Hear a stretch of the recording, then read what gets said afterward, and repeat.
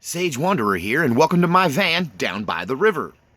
So today I'm going to be doing another studio session, and I gotta say I really love the recording studio I've been working in for this record that I'm working on.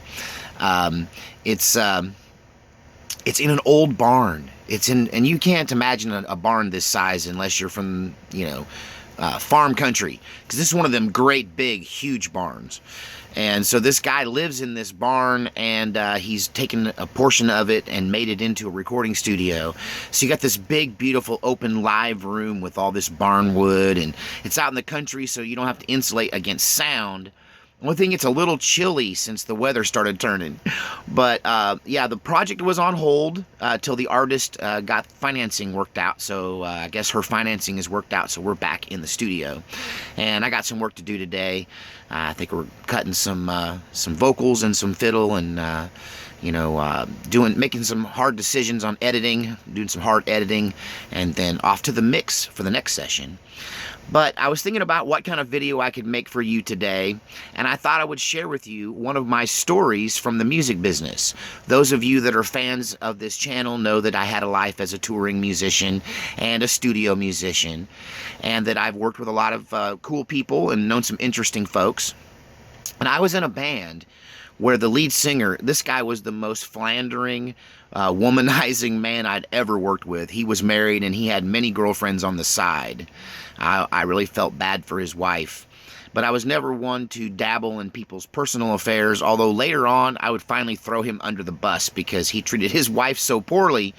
Well, he just lied to her all the time, and it's like everybody knew what he was doing, but she didn't, But one of this guy's girlfriends happens to be an ex-wife of a famous country singer. Now, Trace Adkins, many of you know the baritone, Honky Tonk Badonkadonk was his first big hit, and he was also on Celebrity Apprentice, so he's friends with the President of the United States. I think Trace Adkins might even have been to the White House. But before he was a star, he was married to a lady named Julie. And Julie was this singer of in my band's side girlfriend at the moment, one of his side girlfriends.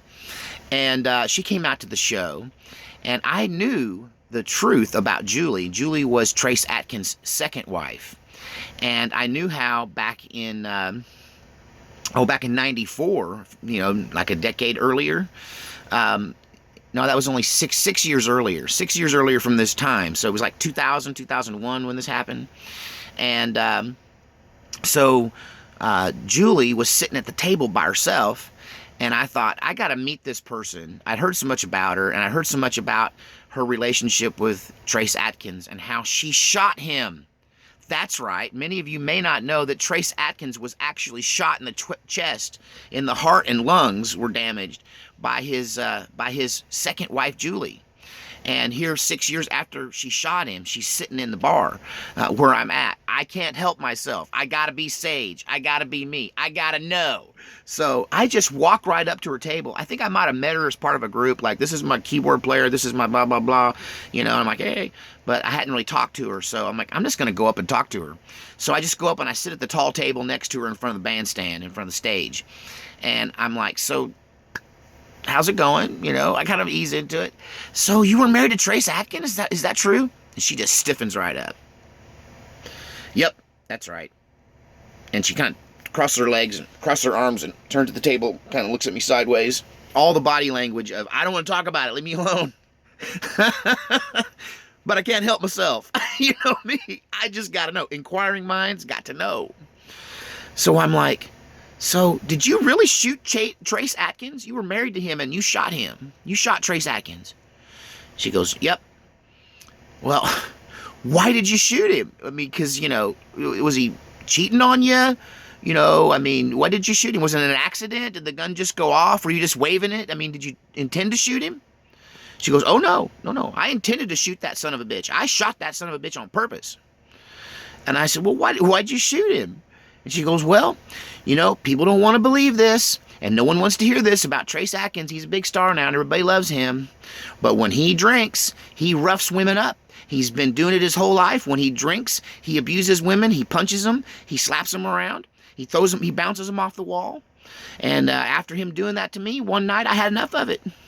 So after he roughed me up, I went out, got my pistol, and came back, and I shot that son of a bitch. Shot him right in the chest. And I was like, wow. I was blown away. I was like, wow, this woman just sat there and told me she shot him. And I said, so, do you regret that? Because now he's worth millions of dollars. Now he's a big star. If you could have worked it out with him, you'd have been rich instead of hanging out at the Crystal Chandelier in Waxahachie, Texas. Or where's the Crystal Chandelier? It was Glen Rose or DeSoto, south of Dallas. But huge nightclub. I mean, you could get lost in the parking lot. The parking lot was hundreds of acres big to get to this giant warehouse-sized nightclub in the middle of a hayfield. But anyway, I'm like, so, do you regret that? Because all this money's on the table now. I mean, you could have been like Cadillacs and diamonds and, Gucci and all that. And she's like, nope, I don't regret a thing. Wait, I do regret something. The only thing I regret about Trace Adkins is that I didn't use a bigger effing gun. Because a 25 isn't big enough for a man his size. I should have shot that sumbitch with a 357 Magnum. That would have done it. And then we wouldn't be having this conversation because he never would have been a big star. It would have ended right there like I intended it to. Don't. Wow. I was speechless. I was blown away. First, I had no idea that Trace Adkins was abusive to her and that was the reason that she shot him. It was really hush-hush. I think Trace Adkins has paid a lot of money to make this story kind of go away. I mean, you see it as a footnote in various different publications, but if you do a YouTube search on it, you may find this video as the only one if they don't take this video down. It wouldn't surprise me if they take this video down. But this is the truth. I promise you this is the truth. This is what the woman said to me in 2001 at the Crystal Chandelier south of Dallas on, I think, I-35 or I-45, I-35. I don't know. It's south of Dallas. It's gone now. I think they made a parking lot. They made something, car dealership there now or something. But at any rate, yeah, so I'm off to the studio to make some more music, but I thought you might enjoy that story where Trace Adkins, you never would have had a honky-tonk badonkadonk. You never would have had him on The Apprentice if she'd have had her way and if she just had a bigger effing gun. Gosh, never mess with Southern women. They will eat you up.